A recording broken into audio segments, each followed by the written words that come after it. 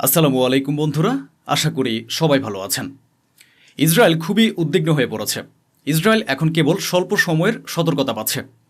বিষয়টা বুঝিয়ে বলে, মধ্যপ্রাচ্যে আমেরিকার যে ডিফেন্স সিস্টেমগুলো ছিল সেগুলো ধ্বংস হয়ে গেছে, রাডারও ধ্বংস হয়ে গেছে। মধ্যপ্রাচ্যে আমেরিকার সবচেয়ে বড় যে রাডার ছিল, যেটা ইসরায়েল ও আমেরিকা দুজনেই ব্যবহার করত, সেটা মূলত আগাম সতর্কবার্তার জন্য ছিল। ওই রাডারের রেঞ্জ ছিল প্রায় ৫,০০০ কিলোমিটার। অর্থাৎ ৫,০০০ কিলোমিটারের ভেতরে যদি কোনো শত্রু রকেট বা মিসাইল উড়ত, তাহলে আমেরিকা ও ইসরায়েল সঙ্গে সঙ্গে তা জানতে পারত। অনেক সময় কয়েক ঘন্টা আগেই তারা আপডেট পেয়ে যেত যে তাদের দিকে কোনো মিসাইল আসছে, অথবা তাদের ৫,০০০ কিলোমিটারের ভেতরে কোনো সামরিক তৎপরতা হচ্ছে কিনা সেটাও তারা জানতে পারত। এরপর সৌদি আরব, কাতার, জর্ডান ও মিশরে আমেরিকার এয়ার ডিফেন্স সিস্টেম কাজ করত। কিন্তু এখন মধ্যপ্রাচ্যের এসব এয়ার ডিফেন্স সিস্টেম ইরান ধ্বংস করে দিয়েছে, আর প্রধান যে রাডার সিস্টেম ছিল সেটাও উড়িয়ে দিয়েছে। এখন ইসরায়েলের সমস্যা হচ্ছে, আগে তারা ১ ঘন্টা আগে জানতে পারত যে মিসাইল আসছে, কিন্তু এখন মাত্র ১০ মিনিট আগে জানতে পারে। অর্থাৎ এই ১০ মিনিটের মধ্যে নিজেদের বাঁচাতে হবে, বাংকারে যেতে হবে, সব কিছু ফেলে রেখে নিজেদের লুকাতে হবে। এসব কাজ এখন ইসরায়েলিদের করতে হচ্ছে। এ কারণে ইসরায়েলের মানুষ খুবই উদ্বিগ্ন। তারা বাংকার থেকে বের হতেও পারছে না, কারণ আগে যেখানে ১ ঘন্টা আগে খবর পাওয়া যেত, এখন সেখানে ১০ মিনিট বা কখনো ৫ মিনিট আগে খবর পাওয়া যাচ্ছে। ফলে ইসরায়েল বড় ধরনের সমস্যার মুখোমুখি হচ্ছে। আর এখন আমেরিকা যুদ্ধবিরতি দাবি করছে, বলছে ভাই এবার থামাও। এদিকে ইন্টারন্যাশনাল এনার্জি এজেন্সি বা বিশ্ব পর্যায়ের একটি সংস্থা, তারা বলছে যে ইতিহাসে প্রথমবার এমন বড় সংকট দেখা যাচ্ছে। এই যুদ্ধের কারণে ইতিহাসে প্রথমবার এত বড় তেল সংকট ও গ্যাস সংকট দেখা দিচ্ছে, এবং ইরান পুরো বিশ্বকে নাড়িয়ে দিয়েছে। মনে আছে তো ইরান কি বলেছিল? ইরান বলেছিল যদি তাদের সুপ্রিম লিডারকে স্পর্শ করা হয় তাহলে পুরো অঞ্চলে আগুন লাগিয়ে দেব এবং পুরো পৃথিবী কেঁপে উঠবে। তার মানে এটা নয় যে ইরানের কোনো ক্ষতি হচ্ছে না, ইরানেও এমন ক্ষতি হচ্ছে যা হয়তো ইতিহাসে এত বড়ভাবে আগে হয়নি। খুব খারাপ একটি খবর বলছে, ইরানের এয়ার স্পেস বিভাগের প্রধানের বাড়িতে বোমা হামলা হয়েছে। তিনি, তার স্ত্রী, সন্তান এবং পুরো পরিবার সে হামলায় মারা গেছেন। এটি ইরানের জন্য বড় ধাক্কা। অন্যদিকে যুদ্ধের আগে ইরান যতটা তেল চীনকে দিত, এখন যুদ্ধের সময় যখন সমুদ্রপথে ইরানের প্রভাব বেড়েছে, ইরান আরও বেশি তেল চীনকে দিচ্ছে। এদিকে আমেরিকা এখন প্রায় হাঁটু গেড়ে বসে গেছে। ৫ দিন আগে ডোনাল্ড ট্রাম্প ঘোষণা দিয়েছিলেন যে তারা জয়ী হয়েছে, কিন্তু বাস্তবতা হলো ইরান জিতেছে।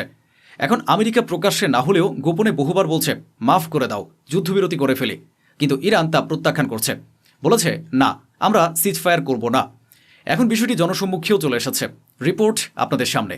ইরান আমেরিকাকে জবাব দিয়ে বলেছে, তোমরা যখন খুশি যুদ্ধ শুরু করতে পারো না, আর যখন ইচ্ছে হবে তখন যুদ্ধ শেষ করতেও পারো না। শুরুতে ইরান যে কথা বলেছিল সেটাই আবার বলেছে, তোমরা নিজেদের ইচ্ছায় জোর করে যুদ্ধ শুরু করেছ, কিন্তু এটা শেষ হবে আমাদের শর্ত অনুযায়ী। যদি ইরানের বদলে অন্য কোনো দেশে এমন হামলা হতো তাহলে জিনিসপত্রের দাম বেড়ে যেত, পরিবহন খরচ বেড়ে যেত, মেট্রো বন্ধ হয়ে যেত, বাসের ভাড়া বেড়ে যেত, অর্থাৎ পাবলিক ট্রান্সপোর্ট খুবই ব্যয়বহুল হয়ে যেত। কিন্তু তেহরানের সরকার পরিবহন একেবারে ফ্রি করে দিয়েছে। বাস, ট্যাক্সি যা চলছে সবই বিনামূল্যে। পুরো দেশের মানুষের জন্য পরিবহন সম্পূর্ণ ফ্রি করে দেওয়া হয়েছে। আমেরিকা এখন প্রায় হাঁটু গেড়ে বসে গেছে। কিছু আমেরিকান সিনেটর ক্ষুব্ধ হয়ে আছেন। তাদের একজন বলেছেন ইরানের নেতৃত্ব, বিশেষ করে আলী খামেনির ছেলে মুজতবা খামেনিকে হত্যা করা উচিত। অথচ আমেরিকা ও ইসরায়েল পরিষ্কার করে বলেছে যে তারা এখন নেতৃত্বকে টার্গেট করবে না, এবং সেখানে শাসন ব্যবস্থা সহজে পতন ঘটানো সম্ভব নয়। তবুও আমেরিকা ও ইসরায়েলের উপর সহজে ভরসা করা যায় না। এমন অনেক উদাহরণ আছে যেখানে তারা প্রতারণা করেছে। তাই ইরানের উচিত আমেরিকার উপর সহজে ভরসা না করা। অন্যদিকে ইরান দাবি করেছে যে তারা ইসরায়েলের সামরিক ঘাঁটি এবং ইসরায়েলের গোয়েন্দা সংস্থা শিন বেতের সদর দপ্তরকে লক্ষ্য করে হামলা চালিয়েছে। সে হামলার ভিডিও তারা প্রকাশ করেছে। এখন ইসরায়েলকে লক্ষ্যবস্তু বানানো ইরানের জন্য অনেক সহজ হয়ে গেছে। যুদ্ধ আরও তীব্র হয়েছে, কারণ ইসরায়েল ঘোষণা করেছে যে তারা ইরানের উপর বড় আকারের হামলা শুরু করেছে। ইসরায়েল যে বড় ধরনের হামলা করছে তার কিছু দৃশ্য সামনে এসেছে।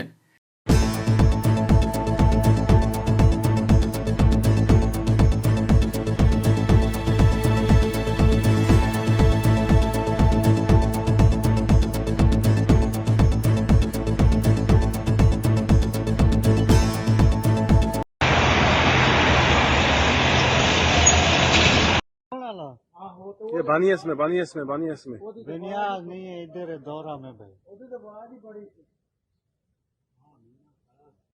এদিকে ইসরায়েলের পররাষ্ট্রমন্ত্রী বলেছেন ইরানের জনগণই যেন তাদের সরকারের বিরুদ্ধে উঠে দাঁড়ায় এবং সেখানে বর্তমান শাসন ব্যবস্থা উৎখাত করে। তবে বাস্তবে এখন এটি আর খুব একটা সম্ভব বলে মনে হচ্ছে না। আব্দুল মাজিদ হাকিম ইলাহি, যিনি ভারতে ইরানের সুপ্রিম লিডারের প্রতিনিধি, তিনি এশিয়ান নিউজ ইন্টারন্যাশনাল এবং আরও কিছু চ্যানেলকে সাক্ষাৎকার দিয়ে বলেছেন যে এই যুদ্ধ আমেরিকা শুরু করেছে, আমরা নই। খুব শিগগিরই আমেরিকা বুঝতে পারবে যে এর জন্য তাকে কত বড় ক্ষতির মুখে পড়তে হচ্ছে। এদিকে ইরানের ইসলামিক রেভলিউশনারি গার্ড কর্পস আনুষ্ঠানিকভাবে জানিয়েছে যে তারা পোর্ট অব ওমান বা ওমানের তেল সংরক্ষণাগারে কোনো হামলা চালায়নি। তারা বলেছে এই হামলাটি খুবই সন্দেহজনক এবং এর তদন্ত হওয়া উচিত। এখন ইসরায়েলের বসতি স্থাপনকারীরা খুবই বিপর্যস্ত হয়ে পড়েছে। তারা মানসিকভাবে ভেঙে পড়ছে, কারণ যখন কেউ টানা 7 দিন ধরে মাটির নিচে বাংকারের মধ্যে লুকিয়ে থাকে তখন তার অবস্থা কি হতে পারে ভাবুন। পরিস্থিতি এতটাই খারাপ হয়ে গেছে যে অনেক ইসরায়েলি ও ইহুদি বাংকারের ভেতরে একে অপরের সঙ্গে ঝগড়া করছে। তারা ভীষণ হতাশ হয়ে পড়েছে, মনে হচ্ছে তাদের পুরো জীবনটাই যেন বাংকারের ভেতরে নষ্ট হয়ে যাচ্ছে। এদিকে ইরানের পরচিন মিলিটারি কমপ্লেক্সের স্যাটেলাইট ছবি দেখানো হচ্ছে, যেখানে ইরানের সামরিক ঘাঁটি ছিল। সেই ছবিতে দেখা যাচ্ছে জায়গাটি ব্যাপকভাবে ক্ষতিগ্রস্ত হয়েছে। বলা হচ্ছে আমেরিকা ও ইসরায়েল এই সামরিক স্থাপনাটিকে ধ্বংস করে দিয়েছে। যখনই মনে হয় ইরান একটু দুর্বল হয়ে পড়ছে তখনই ইরানের নেতাদের কাছ থেকে কঠোর বক্তব্য আসে। ইরানের পার্লামেন্টের স্পিকার বলেছেন, যদি ইরানের ভূখণ্ডে কোনো আগ্রাসন করা হয় তাহলে আক্রমণকারীদের জীবন ধ্বংস করে দেয়া হবে। সব ধরনের সংযম ভেঙে ফেলে তারা প্রতিশোধ নেবে এবং পার্সিয়ান গালফ অঞ্চলে আক্রমণকারীদের রক্ত ঝরবে। তিনি আরও বলেছেন, আমেরিকান সৈন্যদের যে রক্ত ঝরছে তার জন্য একমাত্র দায়ী ডোনাল্ড ট্রাম্প। অন্যদিকে ইরান আবারও নিশ্চিত করেছে যে কিছুক্ষণ আগে তারা আমেরিকার আরেকটি জাহাজে হামলা চালিয়েছে। আমেরিকার গোয়েন্দা সংস্থাগুলো বলছে সমুদ্রে থাকা তেলবাহী ট্যাঙ্কারগুলোর জন্য মাইন যতটা না বিপদ তার চেয়ে বেশি বিপদ ইরানের ড্রোন থেকে। এসব ড্রোন পুরো ট্যাঙ্কার ডুবিয়ে দিতে পারে। তবে ইরানেরও বড় ধরনের ক্ষতি হচ্ছে। স্যাটেলাইট ছবিতে দেখা যাচ্ছে ইরানের বিমানবন্দর ও অন্যান্য স্থাপনাগুলো ক্ষতিগ্রস্ত হয়েছে। এমন কিছু ভিডিও রয়েছে যেখানে দেখা যায় আমেরিকা ইরানের ট্যাঙ্কার, জাহাজ, বিমানবন্দর ও রানওয়েগুলোকে ব্যাপকভাবে ধ্বংস করে দিয়েছে এবং সেগুলো কার্যত অচল হয়ে গেছে। অন্যদিকে ইসরায়েলও এখন পরাজয় স্বীকার করতে শুরু করেছে। একটু আগেই তারা বলেছিল যে ইরানের সব মিসাইল ধ্বংস করে দিয়েছে এবং ইরানের মিসাইল শক্তি শেষ করে ফেলেছে, কিন্তু শত্রুর কথা ধরতেই হয় যাতে তার দুর্বলতা বোঝা যায়। এর আগে ইসরায়েল বলেছিল আমরা ইরানের মিসাইল ধ্বংস করে দিয়েছে, কিন্তু এখন ইসরায়েলি বলছে ইরানের মিসাইল পুরোপুরি ধ্বংস করা খুব কঠিন, কারণ ইরান তার মিসাইলগুলো পাহাড়ের ভেতরে লুকিয়ে রেখেছে। তারা বলছে এগুলো শেষ করতে সময় লাগবে, আমরা এগুলো শেষ করব, তবে একটু বেশি সময় লাগবে। এদিকে ডোনাল্ড ট্রাম্প নাকি G7 দেশগুলোকে নির্দেশ দিয়েছেন যে তাদের কাছে যে রিজার্ভ তেল আছে তা বাজারে ছেড়ে দিতে, যাতে তেলের দাম প্রায় $90 মধ্যে থাকে। বলা হচ্ছে তিনি চেষ্টা করছেন যেন তেলের দাম বেশি না বাড়ে, কারণ তেলের দাম বেড়ে গেলে মানুষ তার সমালোচনা করবে এবং বলবে এই যুদ্ধ ও তার ব্যক্তিগত বিরোধের কারণে সারা পৃথিবী সমস্যায় পড়েছে। অন্যদিকে লেবানন ও ইরান দুই দিক থেকে এমন হামলা হয়েছে যে ইসরায়েলের ভেতরে একের পর এক মিসাইল পড়ছে।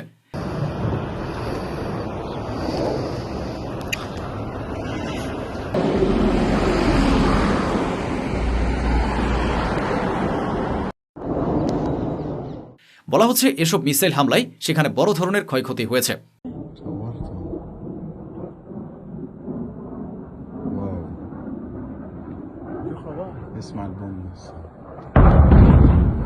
ऊपर रोड वाली तरफ चले जाएं और कलमा तैयबा का विर्द करें। ऐलान ऐलान ऐलान एक जरूरी ऐलान समाअत फरमाएं। ওদিকে ইউনাইটেড আরব আমিরাতে আবারও হামলা হয়েছে। দাবি করা হচ্ছে যে সেখানে আমেরিকার একটি ভবনের উপর আক্রমণ হয়েছে। সে দৃশ্য আপনাদের সামনে।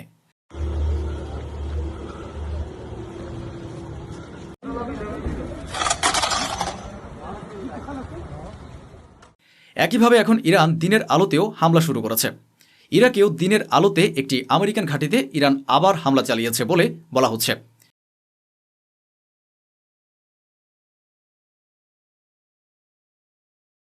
ইরান দাবি করেছে যে তারা বড় ধরনের সাফল্য পেয়েছে। ইরান আরও বলেছে যে তারা অনেক লোককে গ্রেফতার করেছে যারা তাদের দেশে থেকেই আমেরিকা ও ইসরায়েলের জন্য গুপ্তচর বৃত্তি করছিল। এদিকে ইউনাইটেড নেশনস জানিয়েছে যে প্রায় 3.2 মিলিয়ন মানুষ ইরানের ভেতরে বাস্তুচ্যুত হয়ে পড়েছে। আরও বলা হচ্ছে যদিও ইরানকে শক্ত অবস্থানে দেখা যাচ্ছে এবং তারা আমেরিকা ও ইসরায়েলের উপর চাপ সৃষ্টি করছে, তবুও ইরানেরও বড় ক্ষতি হচ্ছে। অনেক মানুষ মারা যাচ্ছে, অবকাঠামো মারাত্মকভাবে ক্ষতিগ্রস্ত হয়েছে এবং তা পুনর্গঠনে বহু বছর লাগতে পারে। রিপোর্টে বলা হয়েছে ইরানে শিশুদের মৃত্যু ঘটছে, হাসপাতাল ধ্বংস হচ্ছে। অভিযোগ করা হচ্ছে যে হাসপাতালের পাশাপাশি স্কুলও ধ্বংস হচ্ছে। অন্যদিকে ইসরায়েল দাবি করেছে, যদিও তারা কোনো প্রমাণ দেয়নি। তারা বলেছে যে তারা ইরানের একাধিক পারমাণবিক স্থাপনায় হামলা চালিয়েছে। এদিকে আমেরিকা একটি ভিডিও প্রকাশ করেছে যেখানে ইরানের মিসাইল লঞ্চার ধ্বংস করার দৃশ্য দেখানো হয়েছে। ইরানেরও ক্ষতি হচ্ছে, তবুও পরিস্থিতি এমন যে ইরান একসঙ্গে আমেরিকা, ইসরায়েল এবং পুরো মধ্যপ্রাচ্যের চাপের মোকাবিলা করছে বলে দাবি করা হচ্ছে। তো বন্ধুরা, এই ছিল আজকের আয়োজন, যা স্বচ্ছভাবে আপনাদের সামনে তুলে ধরা হলো। আশা করি আমাদের এই প্রচেষ্টা আপনাদের ভালো লেগেছে। অসংখ্য ধন্যবাদ। সুস্থ থাকুন, ভালো থাকুন।